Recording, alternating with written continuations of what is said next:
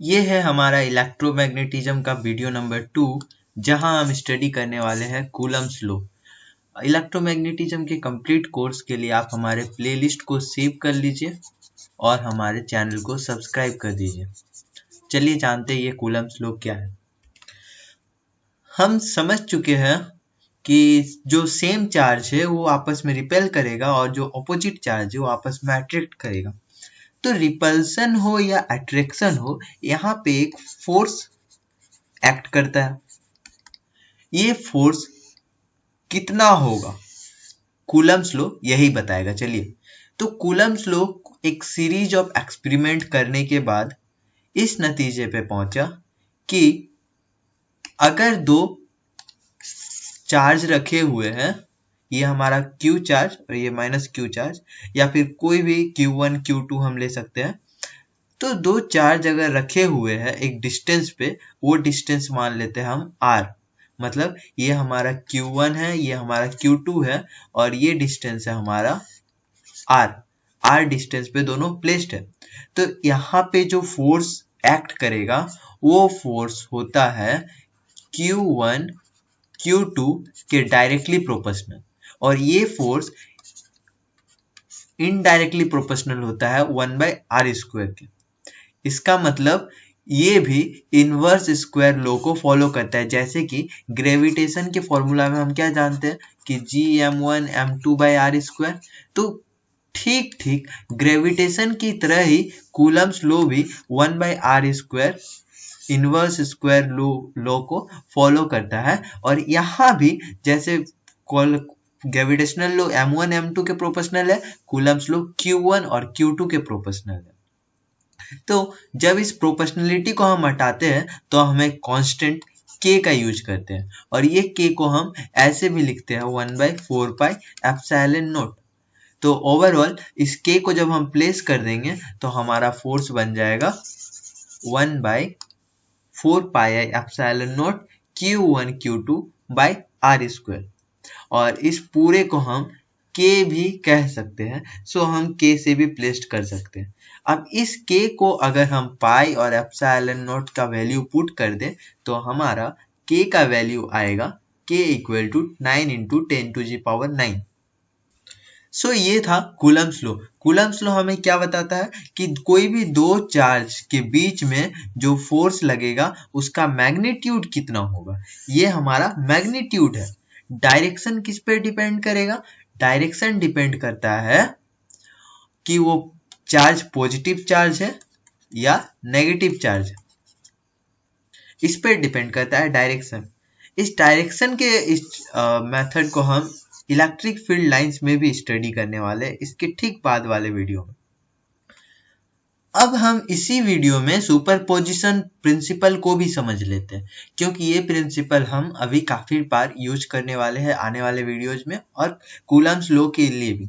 Superposition principle क्या कहती है? मान लीजिए कि एक पॉइंट है और इस पॉइंट में एक फोर्स इधर से लगता है, एक फोर्स इधर से लगता है, एक फोर्स इधर से लगता है, एक फोर्स इधर की ओर लगता है, एक पुल इधर लगता है और एक इधर। तो इतने सारे फोर्स लगते हैं। अब हम अगर आपसे पूछते हैं कि इस पार्टिकल P में कितना फोर्स लगता है, आप निकाल के बताइए, तो आप क्या करेंगे? इन सबको ऐड करेंगे। लेकिन ऐड करने का जो तरीका होगा ये वेक्टर सम होगा। वेक्टर सम तो पता ही है, अगर ये हमारा है एक कार्टेशियन प्लेन, तो एक वेक्टर, ये हमारा दो वेक्टर, इन दोनों वेक्टर का सम जो होता है ये वेक्टर होता है। तो सिमिलरली यहाँ एक फोर्स इधर की ओर लग रहा है, एक फोर्स यहाँ की ओर लग रहा है, तो इन दोनों का सम जो होगा कहीं इधर होगा। तो वेक्टर सम हम जैसे निकालते हैं, हम ये फिजिक्स के फर्स्ट चैप्टर में ही स्टडी करेंगे और मैथ में भी काफी बार स्टडी करेंगे। अगर आप जूनियर क्लास के स्टूडेंट और वेक्टर सम स्टडी नहीं किए तो कोई बात नहीं, आने वाले क्लासेस में आपको मिल जाएगा। तो हम क्या करते हैं, इस रिजल्टेंट फोर्स को निकालने के लिए हम वेक्टर सम निकालते हैं उन सारे फोर्सेस का। इसे ही कहते हैं हम superposition principle. It states that the resulting effect is the sum of effect produced by heavy individual quantities. मतलब एक एक करके जो फोर्स लगेगा उन सब का सम जो होता है उसी को हम रिजल्टेंट फोर्स कह सकते हैं। जब वेक्टर क्वांटिटी होगा तो वहां वेक्टर सम होगा। सुपरपोजिशन प्रिंसिपल इसलिए हम स्टडी कर रहे हैं क्योंकि अगर सपोज दैट एक चार्ज है Q, ये हमारा चार्ज है Q, और इस Q में एक फोर्स इधर से काम कर रहा है, एक इधर की ओर काम कर रहा है, एक इधर की ओर काम कर रहा है, और हमको इन सबका सम निकालना है, तो हम FQ निकाल सकते हैं, F1 plus F2 plus F3 सो Fn। इसलिए हम कहेंगे कि कूलम्स लॉ फॉलो करता है सुपरपोजिशन प्रिंसिपल। अब इसी को समझिए कि ये हमारा एक चार्ज है, ये हमारा एक चार्ज है, और इस चार्ज के कुछ दूरी पे एक चार्ज रखा हुआ है, और उसके बाद एक और चार्ज रखा हुआ है, एक और रखा हुआ है, एक और रखा हुआ है, ऐसे बहुत सारे चार्जेस रखे हुए हैं। तो इस चार्ज पे जो फोर्स काम कर रहा है, यहाँ भी एक चार्ज है, ये भी इस पे एक फोर्स लगा रहा है, तो इस पे जो फोर्स काम कर रहा है, ये फोर्स हमारा, अगर हम इसको 1 मान ले, इसको 2 मान ले, इसको 3, इसको 4, इसको 5, इसको 6, इसको 7 और इसको n, तो ये फोर्स जो काम कर रहा है ये हमारा F12 है, इसके द्वारा जो फोर्स काम कर रहा है, F13 इसके द्वारा काम कर रहा है, सो ऑन Fn F1n इसके द्वारा काम कर रहा है, और इन सबको हम बीच में डॉट डॉट डॉट देके रिप्रेजेंट कर देते। तो हम अब सुपरपोजिशन प्रिंसिपल जब अप्लाई करेंगे तो हमारा रिजल्टेंट फोर्स जो इस पे लगेगा F1 वो equal to F12 F13 plus F1n होने वाला है। और फिर हम सबकी जगह पे अगर वैल्यूज पुट कर दे, जैसे F1 की जगह पे हम पुट कर देंगे Q1 Q2 bye R12 square, साथ में के F2 के जगह पे हम वैल्यू पुट, F12 के जगह पे वैल्यू पुट करेंगे, सॉरी 13 की जगह पे Q12 13 R13 का स्क्वायर के, ऐसे ही F1n के जगह पे हम वैल्यू पुट कर देंगे के Q1 Qn bye R1n square. जब हम इन सबको वैल्यू पुट करेंगे तो ये हमारा k कॉमन आ जाएगा, और k का वैल्यू क्या है 4 पाई आई एप्सिलॉन नॉट। तो हम एक जनरल फॉर्मूला में आ जाएंगे F के लिए, ये हमारा एक जनरल फॉर्मूला आ जाएगा जब बहुत सारे मल्टीपल चार्ज सराउंडिंग में है तब के लिए। सो ये था हमारा कॉन्सेप्ट ऑफ कूलम लॉ। इसके बाद हम स्टडी करने वाले हैं इलेक्ट्रिक फील्ड वगैरह वगैरह, तो आप इस चैनल को सब्सक्राइब कर दीजिए। और एट द एंड हम समझते हैं कुछ ग्रेविटेशनल लॉ और कूलम्स लॉ के बीच कुछ डिफरेंसेस और कुछ सिमिलरिटीज।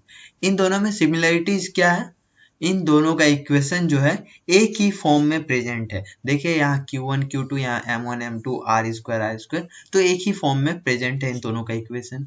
सेकेंड सिमिलरिटी ये है कि ये दोनों ही इनवर्स स्क्वायर रिलेशनशिप को फॉलो करता है। इसमें भी R स्क्वायर है इनवर्स में, और इसमें भी R स्क्वायर है इनवर्स में प्रोपोर्शनल, इसी को हम कहते हैं इनवर्स स्क्वायर रिलेशनशिप।